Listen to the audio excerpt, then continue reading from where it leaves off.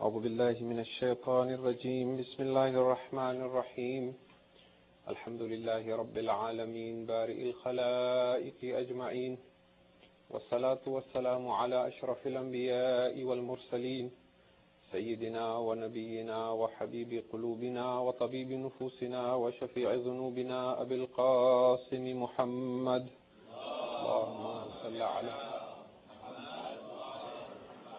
ثم الصلاة والسلام على آل بيته الطيبين الطاهرين المظلومين واللعنة الله على أعدائهم أجمعين أما بعد فقد قال الله تبارك وتعالى في كتابه بسم الله الرحمن الرحيم يا أيها الذين آمنوا استجيبوا لله وللرسول إذا دعاكم لما يحييكم صلوات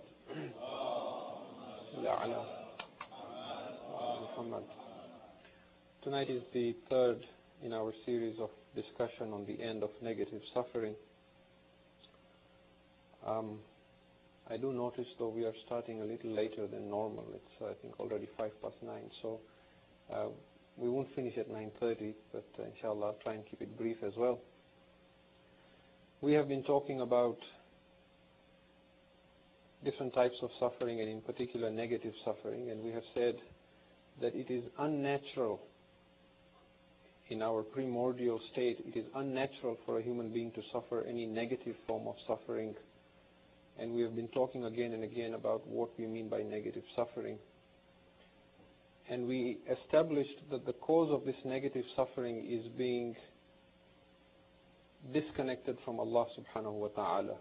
And in fact, on a finer point, it is impossible to be disconnected from Allah subhanahu wa ta'ala. So the real cause of the suffering is the illusion of being disconnected from Allah subhanahu wa ta'ala. We have also said that the veil that causes this illusion is the false sense of I, or the ego. And we identified the causes of suffering to be three. One was the outdated methods of trying to resolve physical and emotional pains. The other was the tendency to live in the past and the future as opposed to the present, which we discussed at length yesterday. So tonight, inshallah, we complete the third cause and the last cause of suffering that we identified as being trapped in the mind, or identifying oneself as being the thinker in one's mind. Before I get to the subject, though, I have been receiving questions from you, and I would like to answer two of these questions that I have received last night. The first question is as follows. It says, is it not reckless and irresponsible to just live in the now and not prepare for the future? Are we not encouraging youths to be impulsive and careless? Because we talked about living in the now. So the question is it right to tell the youths just live in the now? Because you're encouraging them to be, not to do anything about their lives and to just live impulsively. It is important, and I cannot stress enough, that we are not saying, when we say live in the now, we are not saying do not plan for the future. We are saying certainly plan for the future, but don't worry. Don't create a problem out of it and stress out of something that you cannot change in the future. The mind, as we mentioned, is like a tool. Allah gave us intellect as a tool. If you have a hammer at home and you need to do something, you lift it when you need it, you use it. When you're done, you put it down. If you walk around with a hammer everywhere, when you're eating, you're holding the hammer. When you go to bed, the hammer is with you. That is unnatural. So the mind was not meant to be constantly in thought. And as I mentioned, 80 to 90% of our thought is repetitive and useless. And we are addicted to thinking. We identify ourselves as being the thinker in us. And the ego fears that if it stops thinking, it will cease to exist. So the method in which we use our mind is unnatural. But there is nothing wrong in using it and planning for the future without the element of worry or stress or creating what-if scenarios that are unnatural coming into the picture. The second question was, why are you, and I'm paraphrasing this because the question was verbal, so I'm putting it in my words. The question is, why are you using the mimbar to discuss psychology instead of Quran and Hadith? Even if it helps people resolve their problems in life, what is the relevance of this discussion to Islam? This is a mosque. This is mimbar of Rasul. What you're talking about, stress and anxiety and problems and how is it relevant to Quran and Hadith? How is it relevant to Islam? Tough question, isn't it? And we won't get in our discussion that far, but one of the subjects that I was going to touch upon, if time would have permitted, was how this new way of thinking, this new consciousness that is emerging in our society is so related and tied to the return of our Imam Sahib al-Zaman, ajalallahu ta'ala farajahu sharif, Allahumma salli ala Muhammad wa ali Muhammad. I have come to believe personally that it is because we have not learned to free ourselves from negative suffering. That is why there is a delay in the return of the Imam. Because if you look at the hadith, there is constant narrations that if the Imam had 40 good companions, he would have returned. And we have so many ulama, we have so many learned people. We can produce thousands, and he wants only 40. And there is a hadith to say that the very close companions of the 12th Imam will all be urafa. They will all be enlightened. And Allah has a principle that He does not fix problems using miracles. Miracles are only used to demonstrate the proof of prophethood or imamat. But when a thing has to be fixed, aballahu an yajri al-ashya illa bi asbabiha. Allah has refused for things to happen except through their natural cause and effect. So even though Imam Hussain alayhi salam had the power of kun fayakun, he didn't use it in Karbala. He had to fight. He had to sacrifice his life to create a revolution. In the same way, when the 12th Imam alayhi salam returns, even though he may have tremendous power, he's not going to snap his fingers and the whole world will become enlightened and problems will resolve themselves. There will be problems, there will be wars, there will be fights, there will be casualties on the Muslim side. And yet we say he will establish a government where there will be peace and there will be no strife and no crime and no, there will be love and there will be no hatred for each other and there won't be any illnesses. And so how will this perfect world emerge? It ties totally to this idea that until and unless human beings have attained a level where they are now becoming enlightened, where they're now discovering who they really are, the platform is not there for him to come and establish a government. So what we're discussing is very relevant to Islam. And if anyone asks you, why are you discussing this? The simple answer is we are preparing for our Imam. Salawat ala Muhammad wa ali Muhammad. So we continue with the third cause of suffering, which was identifying oneself with one's mind. Now, the single most important and most vital step one can take towards enlightenment is to disidentify with the mind, is to realize that I am not the thinker in my mind. Out of all the different things we have discussed so far, the outdated methods of solving problems, living in the past or the future, this is the most important. That a human being should understand that I am not the thinker. I am not the one that's making all this noise in my head. And not being able to stop thinking is a dreadful affliction. It is a great source of suffering. But because everybody is suffering in the same way, we think it's very normal. Okay, we think this is how most human beings should be. And I'm not trying to make you schizophrenic or create a split personality in you by telling you there is a thinker in you, but that is the reality. There was a great philosopher, a French philosopher known as René Descartes, who studied and tried to understand, do we really exist or not? And he thought he had stumbled upon the greatest human secret when he made the famous statement that said, I think, therefore I am. Yet that is the biggest misconception human beings have ever had. That is the biggest false statement you could make, that I think, therefore I am. It is because you think that you are not. Because this false identity creates this idea that I am the thinker. We talked about the ego and the sense of I-ness and how it forms from childhood and so on. This idea that I am the thinker, it creates this veil or this opaque screen that comes between all forms of true relationships. Whether it is a relationship between you and Allah subhanahu wa ta'ala, whether it is a relationship between you and other people, or whether it is a relationship between you and yourself. The veil is the same thing, not realizing that I am not the thinker. So I have told you extensively who you are not, but who are we?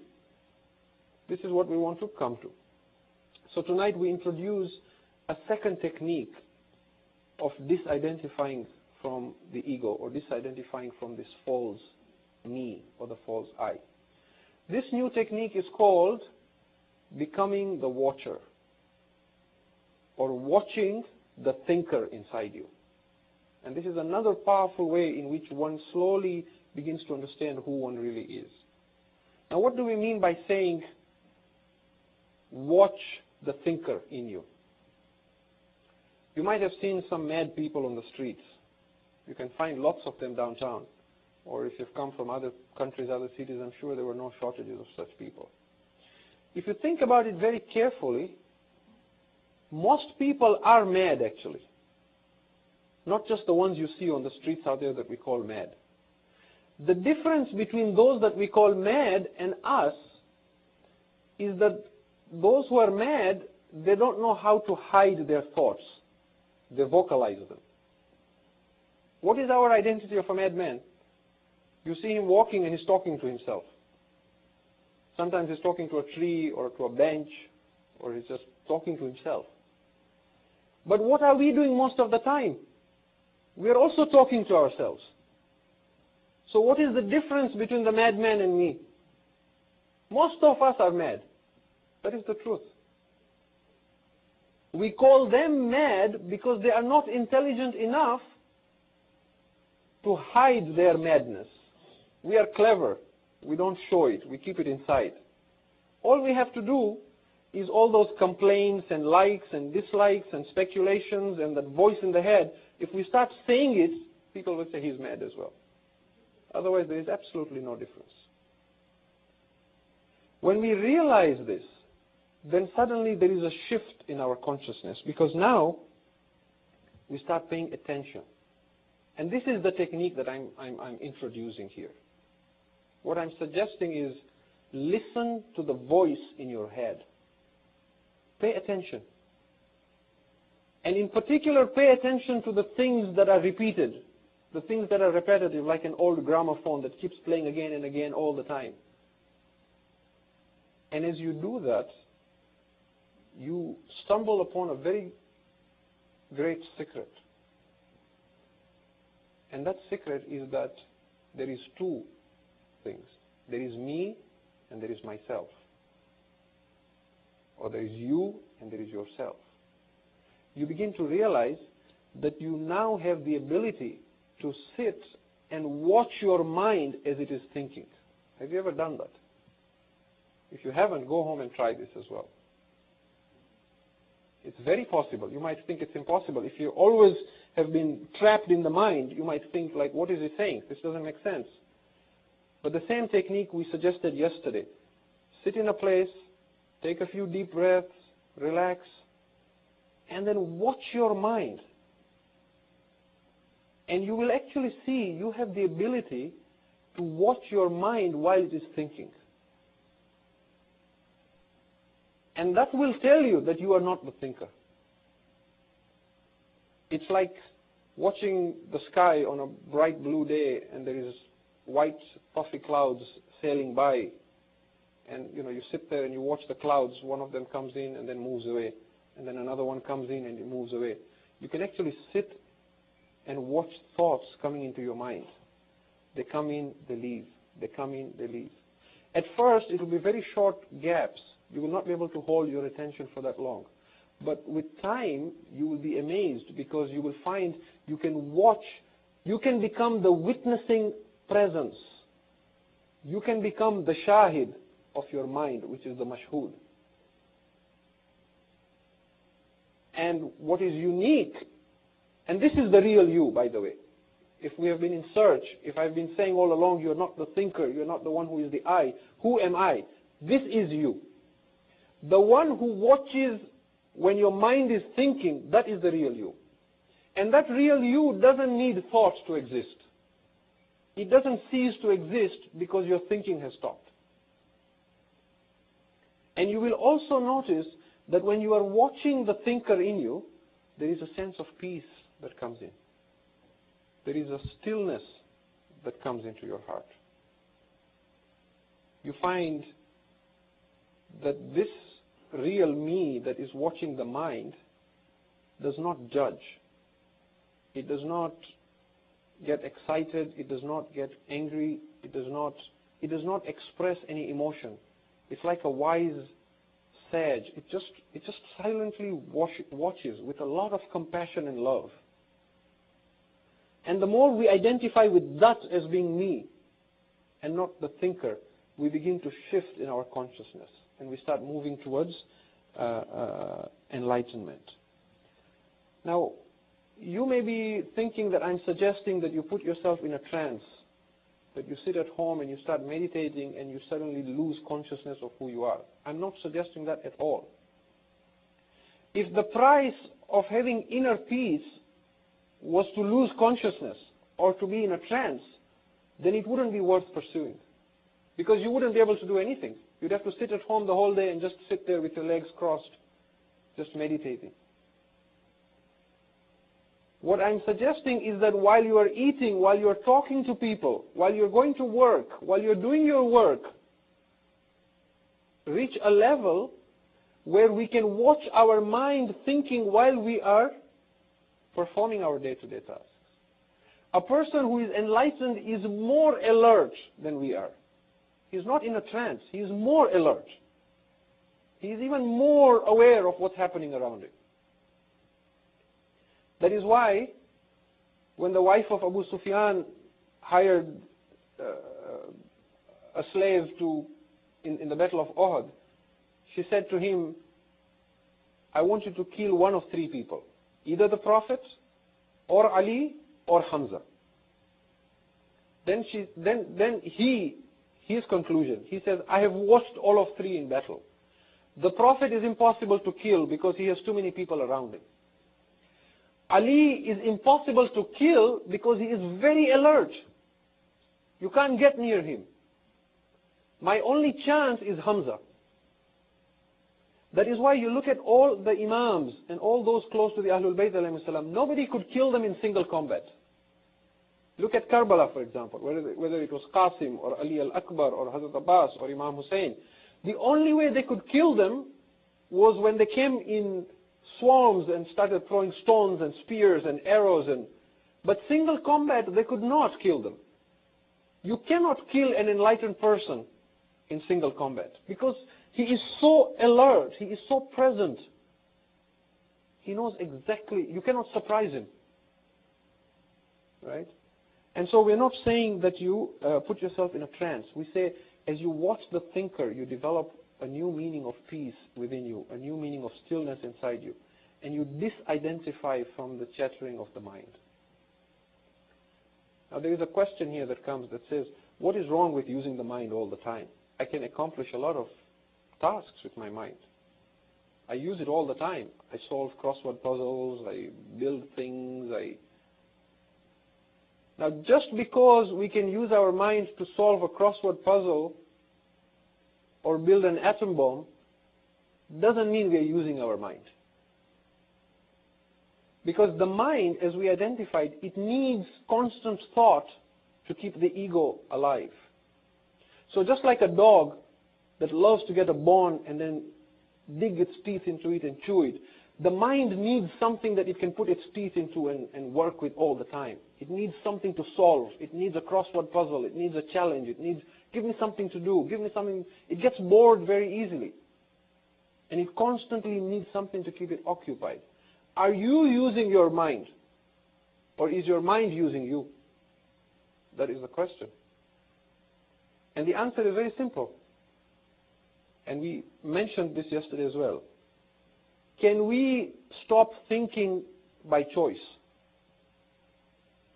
Have you found the off button to your constant thought process?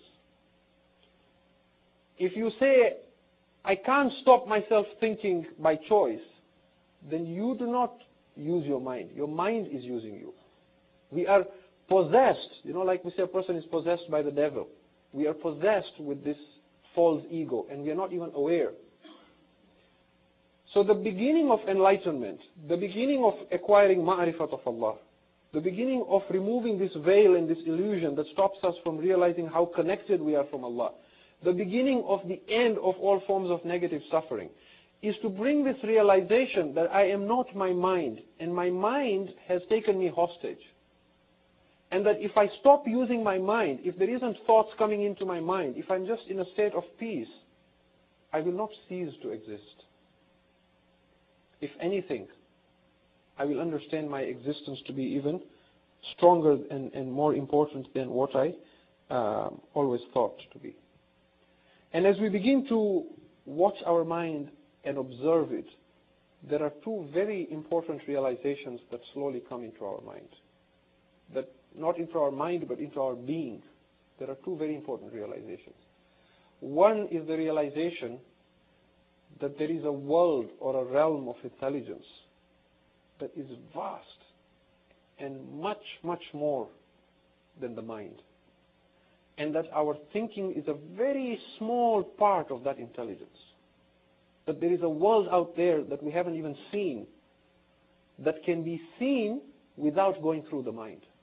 We begin to appreciate that, because now we begin to sense a presence without using the mind. And the second realization that will come with time, these are things that are easy to say, but they need practice.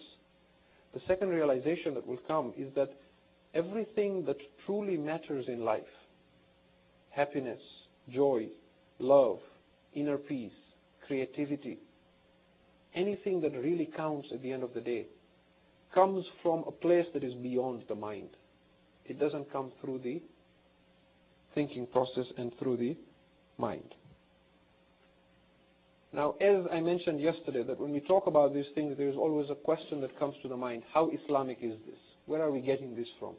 Is this psychology? Is this from Buddhism? Is this from this religion or that?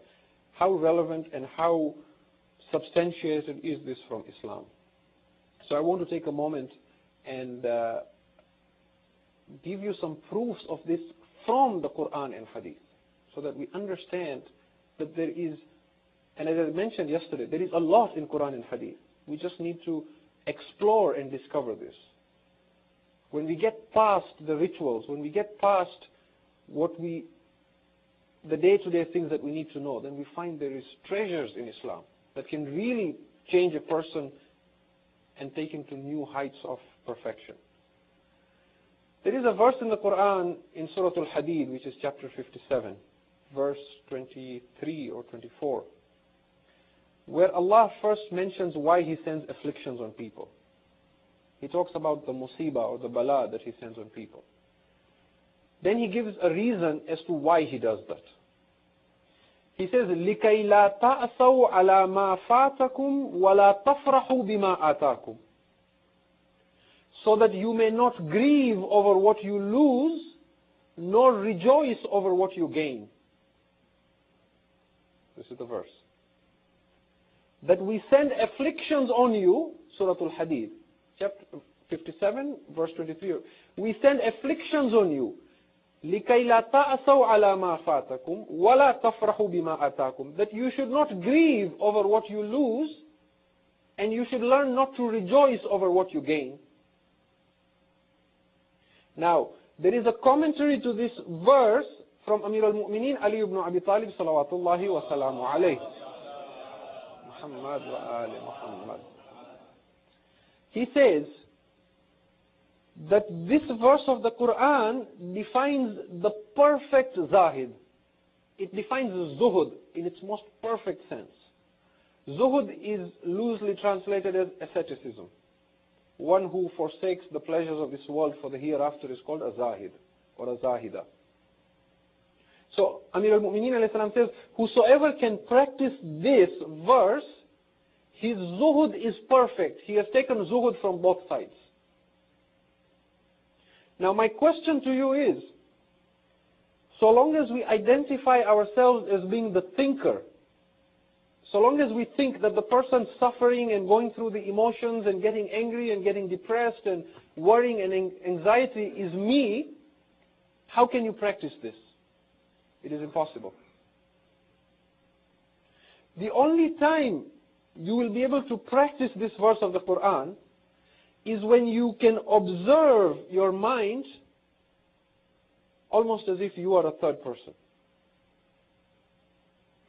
When you perfect your understanding of who I am to such a degree that outwardly you may be suffering intensely physically or emotionally, but inwardly you are watching.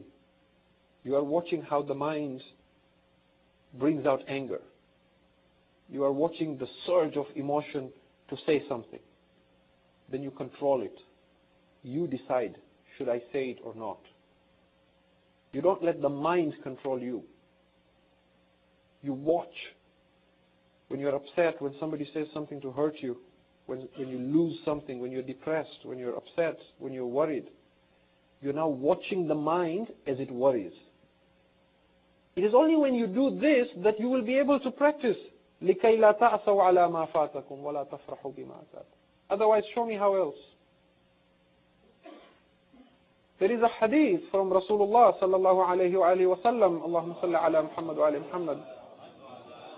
And we've all heard these hadith. Mutu qablan tamutu. Die before you die. Tell me what this hadith means. What does it mean, die before you die? The first die is an order.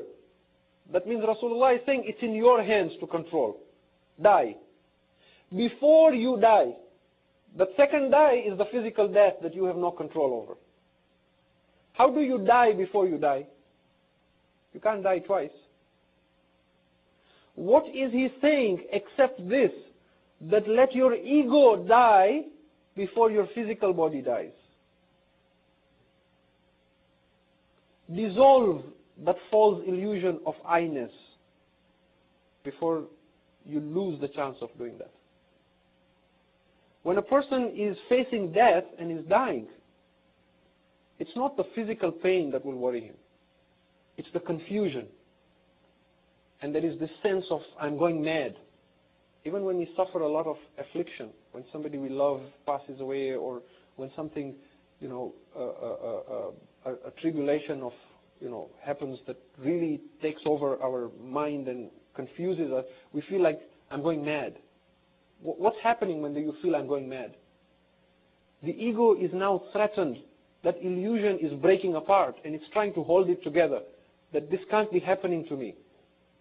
I can't be dying. It can't be. Why is this happening to me? Surrendering to Allah is learning to let this drop and dissolve. Not being afraid that if this ceases to exist, I will die. And it is so difficult that the normal human ego will fight and become physically violent, but it will not allow the ego to dissolve. Because it believes that if the ego dies, I will die. So it's easy to talk about this, but to become enlightened is very difficult. You have to experience something more than physical death, more perhaps greater in intensity than physical death. Physical death is easy. But when a person dies physically, they have no choice. The ego will dissolve because it's an illusion. It's not real. So if we prepare beforehand, then the physical death becomes easy. There are no surprises. A person who is enlightened does not fear death anymore because they have been through, mutu qablan tamutu. They have gone through that phase of death.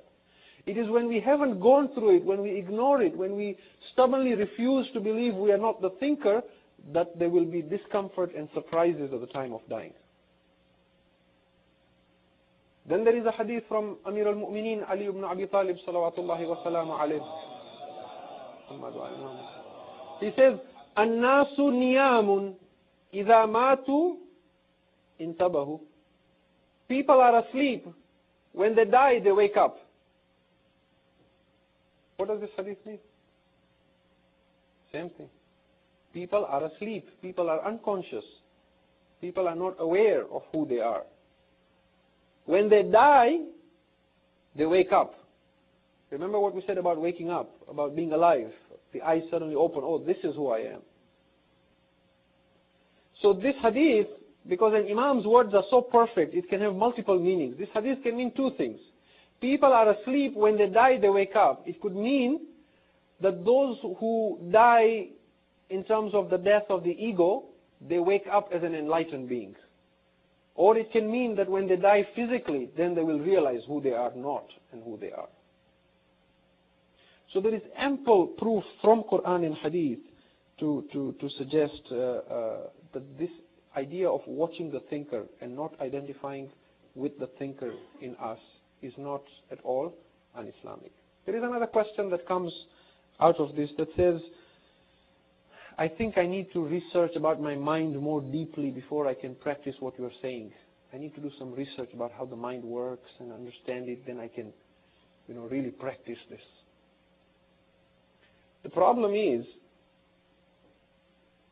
the study of madness does not create sanity. You can do a PhD on how the mind works. It won't make you any more enlightened or sane. Because the problem is the mind. So we cannot use the mind to solve the problem of the mind. And so this, what we are suggesting in this second technique of watching the thinker is simply this, that let us be at least as much interested in what's happening inside us as much as we are interested in what's happening outside our world. And let us ask this question to ourselves. What is happening to me inside at this moment? What is my mind producing? Become observant and watch how the mind resists the now. How the mind is constantly fighting to remain in the past or in the future. This, in summary, brings us to the end of our third cause of suffering. Now, for a few minutes, I just want to talk about the ego and the games it plays and how the mind uses different techniques to sustain itself. And again, keeping in mind the time, I will not cover all that material, but I'll talk about some of them. We mentioned yesterday or the day before that because the human ego and the sense of I-ness was created on conflict, and the mind is trying to keep it alive, all the methods that the mind uses to keep this false I alive are all negative forms of suffering. And the mind has only two ways of doing it. One is to constantly create thought, keep mental activities all the time going in the mind. The other is pain. The mind is trying to remove pain from our lives, but in trying to do so, it's creating more pain, because the methods that it is using to remove pain are all negative. So what we do is we begin to watch in ourselves any sign of anger, any sign of irritation, any sign of rage, any sign of depression, and realize that this is the ego trying to survive like any other form any other life form that is trying to survive. Anything negative that you can create in your life will help the ego. It will sustain it. It will make it stronger. It will make the veil stronger. All the mind wants is something negative to feed on. And once we begin to feed the mind with pain, it wants more pain. You ask anyone that you are addicted to pain, they will tell you, no. Why would I want pain? I don't want pain. But think about the way we behave and the way we think when we're trying to resolve problems. And you will see that every method we use is to invite pain, even though we deny this and say, I don't want pain. I'll give you some examples that you will be able to. There are three main methods that the mind uses to create pain. which it thinks it's trying to resolve, but it's actually sustaining the ego and strengthening it and causing more harm. Attack, defense, and withdrawal. Now, whether you talk of anger, anxiety, boredom, depression, stress, worry, rage, inferiority complex, anxiety, any negative form of suffering can be divided into these three: attack, defense, or withdrawal. Some are very obvious.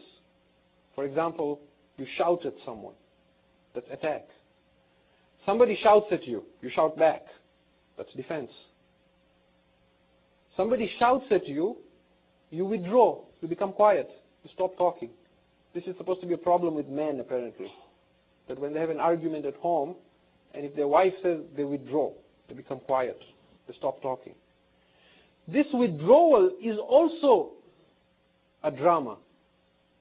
It's not just shouting that is a drama. Even withdrawal is a form of drama that is to invite pain. So let's take first the example of blame. The mind believes that if I'm suffering pain, if I transfer this pain to somebody else, the problem will go away. So notice how now we are watching our mind. As soon as there is a problem, the first instinctive desire is look for someone to blame. And it comes so naturally. And observe what we say when we have a problem. Let's say you keep something here and I'm walking and I trip on it. Do I say, I didn't see it, so I tripped? Or do I say, you kept this here, so I tripped? You kept this here, that means I'm looking for someone, that it's too painful to deal with. So look for someone to offload it on. I couldn't sleep last night because you were snoring too much. It was okay, but I know you were tired, but I couldn't sleep. You look for someone to blame. I was late because you didn't show up on time. Or the moment you say you did, or because you, the moment you say you in a negative context, the idea is because of you I am suffering today. And one of the greatest challenges of becoming an enlightened human being is learning to take responsibility for our actions. Everybody has a problem with their parents, for example, right? There's always a problem, especially when you grow older. It's like they say grandparents and grandchildren get along very well because they have a common enemy, right? So either it's the child or it's the parent. I am what I am today because my parents, they didn't bother to give me good education. My parents, they didn't do this. Or we blame on the children. Because of you, I couldn't study more. Because of you, I couldn't do this. Because of you, that's why I am suffering. This is a quick way the mind is seeking to offload that responsibility. And this is a great obstacle, by the way, in becoming enlightened. And it's very important. It's called the blame game. It's very famous. Everybody knows about this. You can even coin the word at home. When somebody blames, just say you're playing the blame game. Don't blame. Sometimes, yes, that person is responsible. But now that it has happened to you, it's your problem. Don't say you. It's always your problem. And the moment you stop blaming, you begin to realize that you have become a better person. The other problem is inferiority complex. Everyone is bad, only I am good. If you praise somebody in front of me, I immediately jump in and say something negative or say something about me. I'm also, right? If you say something bad to me, immediately argue back because, backbiting comes from the same thing. I can't be like this other person, so bring him down to my level, right? These are all tactics that the mind uses to sustain the ego. Irritability, getting irritated over small things, being overly sensitive. You're sitting at home, a car passes by. You get irritated. Why did you create that irritation? Or a dog barked, you get irritated. Why did you create? You didn't create it, the mind created it. Why did the mind create that irritation?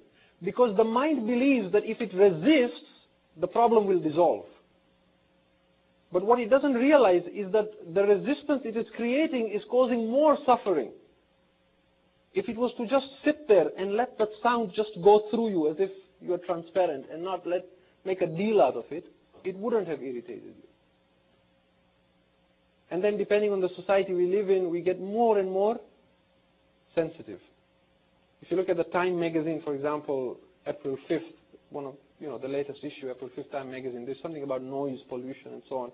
It says in Paris, when one motorbike passes on a street at night, it wakes up 200,000 people.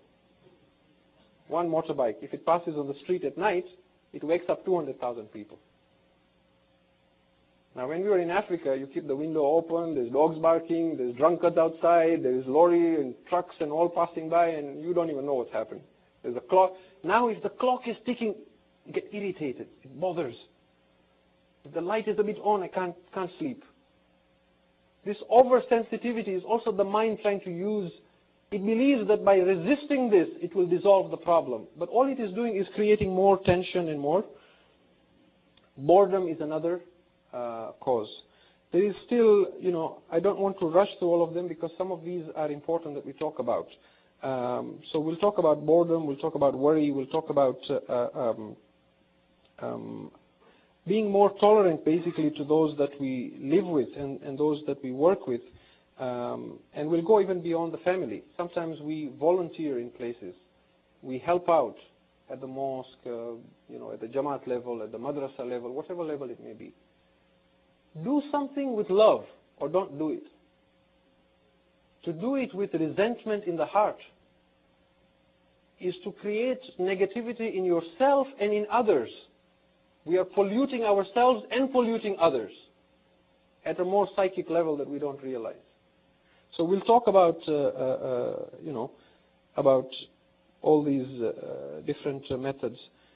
Let me just mention very quickly, again, what I mean by saying we are unconscious and we don't realize what is really happening around us, and we miss the real relationship between people because we are so caught up in this trying to defend the ego. Unconsciousness, if you can catch yourself ever complaining in words or in thoughts, whenever you catch yourself complaining, even in the mind, you may be complaining about the weather, you may be complaining about a situation you are in, you may be complaining about what somebody said or did to you. Any kind of complaint is negative because you perceive yourself as a victim. You're not happy with what you have. You want something you don't have. And we talked about this at length yesterday. And the solution really is to address it, communicate, talk to the person, resolve it, and then part in love. But not to hold resentment in the heart and to keep it within us. A lot of us, when we talk to people, we don't really listen to them when they're talking. There's two kinds of listening. True listening, true human relationship, is when you listen to someone without the interference of the mind. And a lot of people don't know how to do that. I know I don't know how to do that. It takes a lifetime sometimes to learn just how to listen. When you want to listen to someone, put the mind aside. We talk to someone, but while they're talking to us, our mind is working at full speed. We are passing judgment about them. We're already, making conclusions about what they want to say. We're already thinking of the answer that we're going to give them. We're not really with them. We're not listening to them. We already got our own mind creating its own, answers and what we, and that's not really listening. Listening is you listen to someone with your whole being. You stop the mind from interfering. And you listen with such presence that the person feels that you are listening, can feel the love coming from you. And this can happen at home with a relationship. This can happen with people outside. Listen with your whole being without passing any judgment. Just be there for the person and think, suspend the mind. And when the mind is running havoc and creating all these answers and judgments and speculations and complaints, Watch the mind. Just watch it. When we watch the mind, it is very important that we don't judge. Even when you watch your mind, don't judge at that point. Because if you start judging and making conclusions, again you are in the mind.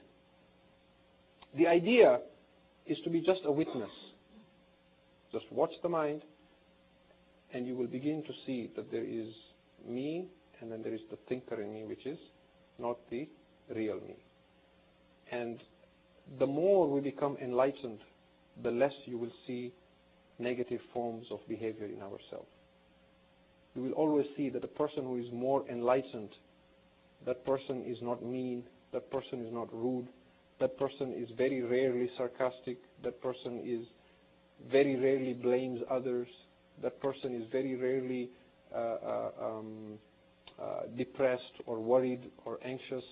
It's a gradual process. It's not this or that where you're totally a mess or you're totally enlightened. It's a gradual process. And as we struggle individually, it raises the whole community's awareness of what the problems are.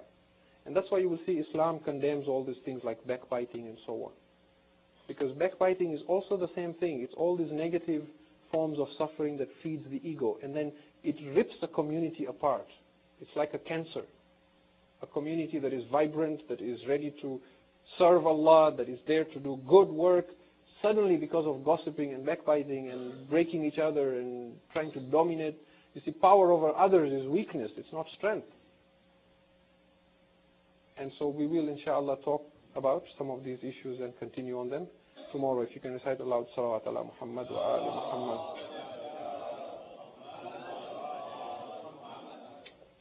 My attention was drawn yesterday that in some communities the Shahadat of Imam Rida alayhi salam is commemorated on the 17th night of Safar, which was actually upon realization last night. So I was going to recite some masaib on Imam Rida alayhi salam, but I will not do that tonight because we also commemorate that after the wafat of the Prophet. I will continue, inshallah, with the masaib that we've been reading in the last couple of nights. Last night we said that after the Qafila reached the gates of Damascus, as they came close to Damascus, Damascus proved to be one of the most difficult places for Imam Zainul Abidin alayhi salam to go through. And when he went back to Medina and people would ask him, Ibn Rasulillah, where did you suffer the most? He would say, Ash-Sham, Ash-Sham, Al-Aman min Ash-Sham. Sham was the most difficult for us. Ukadu dhalilan ka'anni min zanjin abdun ghaba anhu nasiruhu. He says, I was made to stand like a foreign slave who had no helper whatsoever. Because the people of Sham had been so brainwashed, they did not know that these were the Ahlul Bayt. A lot of them were just totally ignorant.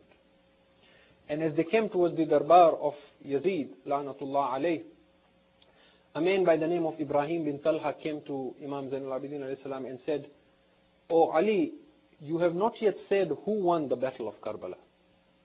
And Imam Sajjad alayhi salam said, wait for the adhan and ikama, then you will know who has won the battle of Karbala. When you hear the adhan and ikama, you will know that. So as they went into the bazaar, into the court of Yazid, we are told Yazid was sitting on his throne wearing a crown with rubies and pearls, drinking wine, playing chess. He kept the women and our Imam standing for hours while he intoxicated himself. Then he had the head of Imam Hussain alayhi salam brought on a golden basin or tray and kept in front of him. And he turned to Imam Sajjad alayhi salam and said, your father did not realize my value, that is why he was killed. And Imam Zainul Abidin alayhi salam says to him, O son of Muawiyah and Hind, do not compare my father to your father, to yourself. You are very different from each other. My grandfather was he who held the flag of Islam in Badr and Uhud and Ahzab.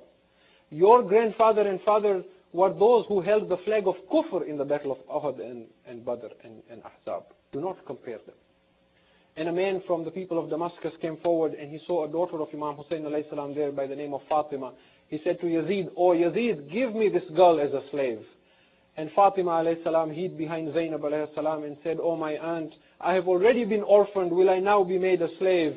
Zainab hid the girl behind her and said, "Oh, neither this man nor Yazid has the power to enslave you." And Yazid says to Zainab, "I can enslave her if I wish to." And when he says that, Zainab alayhi salam says, "You cannot do that even if you wish to." This is the power that Zainab holds, and he is the caliph of the Muslims. She says, "You cannot enslave her unless I permit it." And when he sees that he cannot do anything about it, he takes a can that he has in his hand and he starts disrespecting the head of Imam Hussain alayhi salam, striking the teeth and the lips of Aba Abdullah al-Hussein. And he says he starts reciting Shairi and saying, "Layta shahidu ashiyakhi bi Badrin." If only my ancestors in Badr would have been here and seen how I have avenged them, they would have said, "Congratulations to you, O Yazid, you have exacted revenge for us." He says, "La'ibat hashibun فلا جاء وحي ولا نزل ولا نزل ولا خبر نزل." He says the Banu Hashim played a game. There was no wahi that came. Nothing came down. This was just a game that played. I am not the son of my ancestors. In lam antaqim min bani Ahmad. If I do not take a revenge from the children of Ahmad. And as he begins to disrespect the head of Imam Hussain alayhi salam, Zainab alayhi salam cannot bear to see this anymore. She begins to cry out, "Yabna Rasulillah, Yabna Ali al-Murtada, Yabna Fatima al-Zahra." She lets the people in the court know, whose head is this that is being disrespected? And the people begin to cry out to Yazid, "Oh Yazid, leave the head of Hussein alone." Imam Sajjad alayhi salam says to Yazid, "I wish to address the people." Yazid says, "You are not allowed to do so." And the people say to him, "Let him speak. What can a prisoner in chains say?" Imam Sajjad alayhi salam ascends the pulpit. He begins to address the people. He says, "O people, those of you who don't know me, let them know me. I am the son of Makkah and Mina. I am the son of Zamzam and Safa. I am the son of he who was taken on the Burak towards the heavens. Ana ibnu man salla bil malaikatu fis sama. I am the son of he who prayed with the angels in the heavens. Ana ibnu Mustafa wa ana ibnu Ali al-Murtada wa ana ibnu Fatima al-Zahra." I am the son of Ali and Fatima. What have you people of Damascus done to us? As the people begin to break out and cry, Yazid is afraid of a revolt. He tells the Muazzin, "Do the adhan and stop him. Silence him with adhan." The Muazzin begins saying, "Allahu Akbar." Our Imam says, "Allahu Akbar." He says, "Ashhadu an la ilaha illallah." Imam Sajjad says, "I bear witness with my hair and my flesh and my skin and my blood, there is no God but Allah." He says, "Wa-ashhadu anna Muhammadan Rasulullah." At this point the Imam stops the Muazzin and says, "Oh Yazid, whose grandfather is this? Ashhadu anna Muhammadan Rasulullah." If you say it is your grandfather, then you lie. If you say it is my grandfather, then what will you say to my grandfather on the Day of Judgment when he says to you, "Oh Yazid, what did you do to my Ahl and my Itra after me? Why are some of them prisoners and others covered in blood?" Ala la'natullahi ala al-qawmi al-zalimin.